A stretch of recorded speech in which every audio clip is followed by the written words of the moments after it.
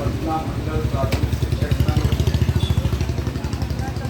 द्वारा आयोजित आज के धरना समारोह के अध्यक्ष सम्मानित मंच सामने बैठे थे।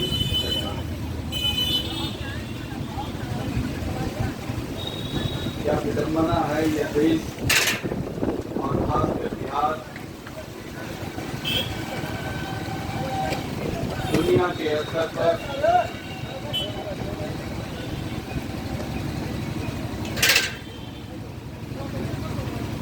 हमारी परंपरा ने शिक्षकों के माध्यम से निर्माण के स्वरूप को तय किया है।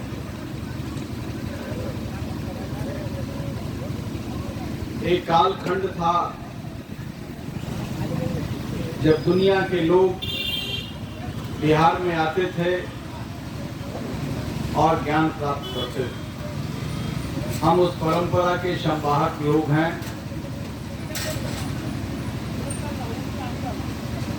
और आज परिस्थितियां बदल गई। दुनिया के विश्वविद्यालयों में नालंदा विश्वविद्यालय, विक्रमशिला विश्वविद्यालय और तक्षशिला विश्वविद्यालय इसी पाटलिपुत्र की धरती से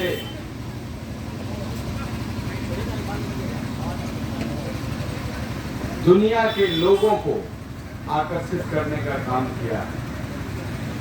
ज्ञान के क्षेत्र में भारत जो अग्रणी रहा है उसका कारण यह बिहार है और यहाँ से हम पूरे विश्व मानवता को संबोधित करते रहे हैं, संप्रेषित करते रहे हैं। लेकिन आज ऐसी परिस्थिति बनी है कि हमारे यहाँ विद्यालय में शिक्षकों के जिम्मे जितने अनप्रोडक्टिव काम हैं शिक्षा के अलावे उन्हीं कामों में बांध दिया गया। उन्हीं सारे कार्यों को करते हैं जिनसे शिक्षकों की बदनामी हो और शिक्षक विलन के रूप में समाज में।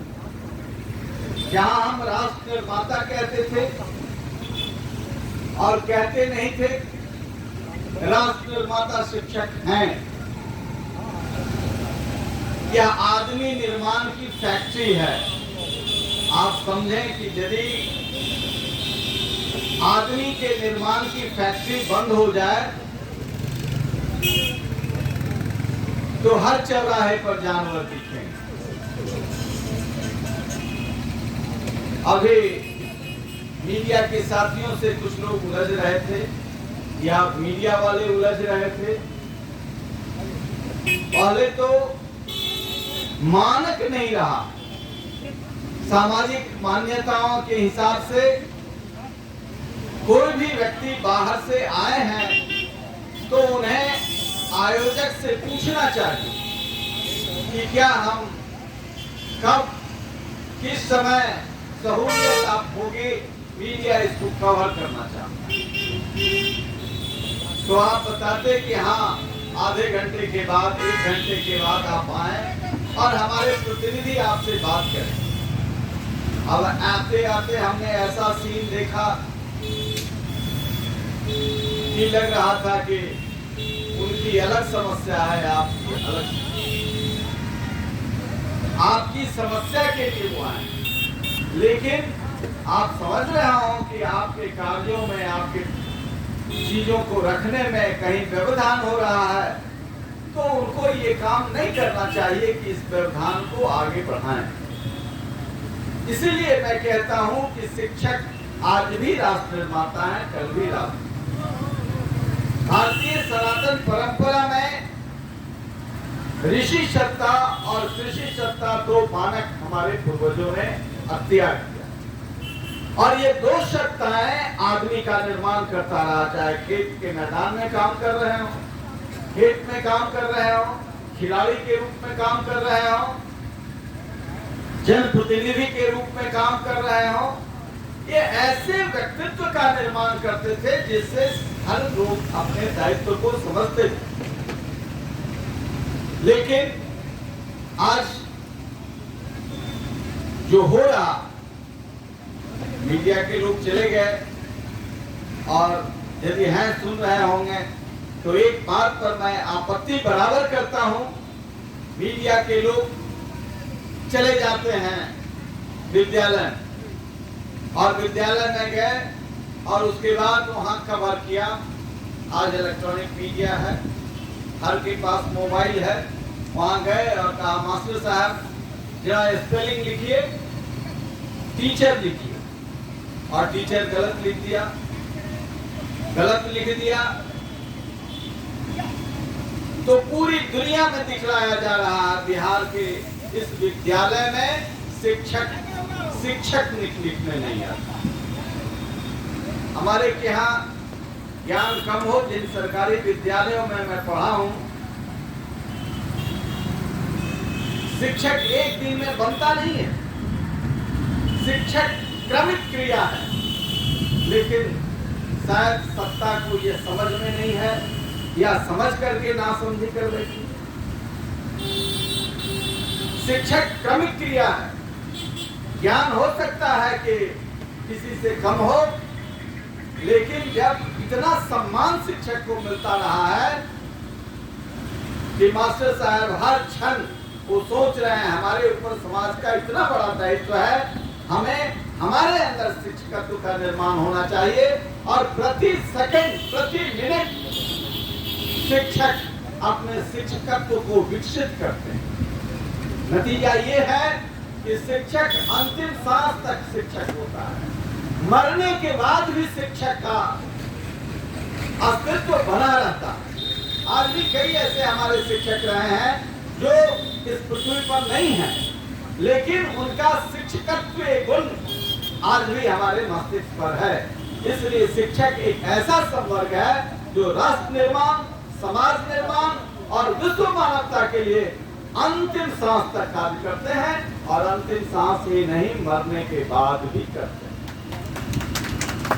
अब ऐसी गुरुतर दायित्व जिस व्यवस्था में मिला है,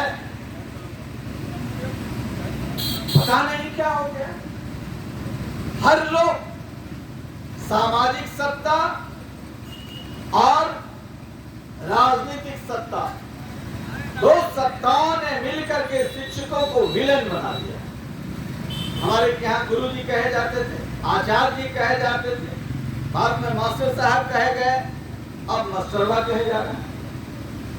यह शिक्षक का अपमान नहीं है, यह सामाजिक अपमान है, राष्ट्र का अपमान है, और सरकार को तो इस विषय पर खुद अपमानित महसूस करना चाहिए कि हमने ऐसी व्यवस्था पैदा की है जिसमें राष्ट्र निर्माता ही अपमानित हो रहा है। यदि कहीं त्रुटि हुई है बहाली में, यह दायित्व शिक्षक का है नहीं, यह दायित्व सरकार का है, और यदि हो गया है तो उसमें सुधार का भी दायित्व शिक्षक का है। शिक्षक तो शिक्षक है। इसलिए इस शब्द को मर्यादित करने के लिए सामाजिक चेतना की जरूरत है। समाज के सभी संवर्ग के लोगों को, यह बहुत पुरानी बात नहीं है कि हम हमारे कालखंड में सरकारी विद्यालयों में शिक्षकों को वो सम्मान था जिससे प्रभावित समाज के सभी संवर्ग के लोग होते थे। हमारे गांव में एक अपराधी था, छोटा मोटा अपराधी था, और मास्टर साहब उधर बैठे रहते थे। हमारे एक चाचा शिक्षक थे, बहुत लोअर प्राइमरी के शिक्षक थे, लेकिन जिस तरफ वो बैठे रहते थे उधर से वो नहीं जाता था।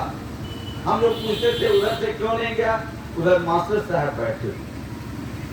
यानी एक अपराध बोध की समझ उस अपराधी को भी था कि मास्टर साहब निर्माण का काम करते हैं, अच्छे लोग हैं, उधर से जाना अच्छा नहीं। यानी पुलिस से जो भय नहीं था, उससे अधिक भय अपराधियों को भी शिक्षक से था। ये सामाजिक चेतना। और आज हम इस मर्यादा को, इन मूल्यों को इस व्यवस्था को तोड़ने में लगे हुए हैं। सरकार अपमानित करने में लगी हुई है। सारे चीजों में धरना देना पड़ता है। धरना, बड़ा प्रदर्शन हुआ तो पुलिस का इस्तेमाल किया जाता है। अभी दरभंगा के अभ्यर्थी शिक्षक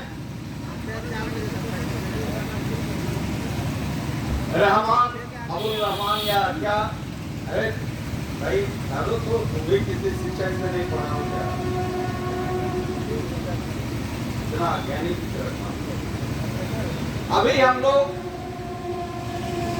जीवन के हर क्षेत्र में शिक्षक का असर ऑपरेटर है, उसको समझ में आना चाहिए। अभी हम और चिराग पासवान जी गए थे एक अभ्यर्थी शिक्षक जिसको बुरी तरह पीटा गया, दुनिया के लोगों ने देखा। हम अमृत महोत्सव मना रहे हैं, उसके घर पर हम लोग गए थे और चिराग पासवान जी बात करते करते रो पड़े। हम लोग कुछ सहयोग करना चाहते थे और उसने कहा, सर मेरे जमीर को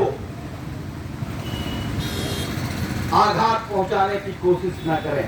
एक घायल व्यक्ति जो शिक्षक का अभ्यर्थी है, इस पर आप क्यों नहीं डिबेट करते हैं मीडिया के लोग? जो शिक्षक बनना चाहता है, अभी बना नहीं है, वो कह रहा है सरकार ने मेरे साथ अन्याय किया, मेरे साथ करता तो करता, राष्ट्रीय ध्वज के साथ अपमान किया है। लेकिन यहाँ का जिला वो जो मजिस्ट्रेट था, उस पर आज तक कार्रवाई नहीं हुई। शिक्षक को, उस नौजवान को समझने की कोशिश कीजिए कि जो राष्ट्रीय ध्वज लेकर के अपनी सुरक्षा चाह रहा है, तो राष्ट्रीय ध्वज यहाँ सुरक्षा नहीं दे सका। अभी यूक्रेन और रशिया में युद्ध चल रहा है, भारतीय छात्र वहां फंसे हुए थे। जो भारतीय छात्र राष्ट्रीय ध्वज यानी राष्ट्रीय तिरंगा को लेकर के आगे बढ़ रहा था, उस पर न यूक्रेन की सेना और न रशियन सेना प्रहार कर रही थी, वो सीमा पार कर रहे थे। विदेशी ताकतों को भी हमारे राष्ट्रीय ध्वज पर सम्मान है, लेकिन एक पढ़ा लिखा ज्ञानी मैजिस्ट्रेट को ये ज्ञान नहीं है कि ये अपनी सुरक्षा के लिए राष्ट्रीय ध्वज सामने रखा है। कोई हथियार लेकर के नहीं है, राष्ट्रीय ध्वज है। और इस तरह की पिटाई की गई कि पूरे देश में यह सूचना गया, पूरे दुनिया में यह सूचना गया कि राष्ट्रीय ध्वज का कैसा अपमान एक जिम्मेवार क्लास 1 ऑफिसर कर रहा। कोई सिपाही करता तो एक मिनट तक क्षमा था, लेकिन मजिस्ट्रेट कर रहा, खुद अपने हाथों से कर रहा है। लेकिन ये छोटी घटना नहीं है, ये बहुत बड़ी घटना है। और इसका कारण यह है कि हम शिक्षक के महत्व को कम करने की कोशिश लगातार कर रहे हैं, जिसके कारण आज रिश्ते टूट रहे हैं। पहले गांव में गरीब हो अमीर हो, भाई और बहन का रिश्ता होता था, बाबा और पोते का रिश्ता होता था। आज ये रिश्ते टूट रहे हैं, माँ बेटे का रिश्ता टूट रहा है। और रिश्ता टूट क्यों रहा है? ये सारे रिश्ते का कंप्लेंट जा रहा है पुलिस के हाथ, न्यायपालिका में जा रहा है। ये आपको मानना होगा कि हम संस्कार के साथ शिक्षा देंगे, तभी हम एक मजबूत राष्ट्र का निर्माण कर सकते हैं, तभी हम एक मजबूत राष्ट्र का निर्माण कर सकते हैं। इसलिए हम आपके सारे जो डिमांड्स हैं उसका समर्थन करते हैं। और हम आप शिक्षकों से भी निवेदन करना चाहते हैं कि आप अंतिम सांस तक अपने शिक्षकत्व का क्षरण न होने दीजिए। सरकार चाहे जितना प्रतिकूल हो, सरकार चाहे जितना प्रतिकूल हो, शिक्षकत्व का क्षरण नहीं होने दीजिए। यह सवाल सिर्फ आपके रोटी का नहीं है, ये सवाल सिर्फ आपके सम्मान का नहीं है, यह राष्ट्रीय अस्मिता का सवाल है। शिक्षक ही राष्ट्र निर्माता है। संसद से निर्माण नहीं होता, विधानसभा से निर्माण नहीं होता, मंत्री और कलेक्टर निर्माण नहीं करते।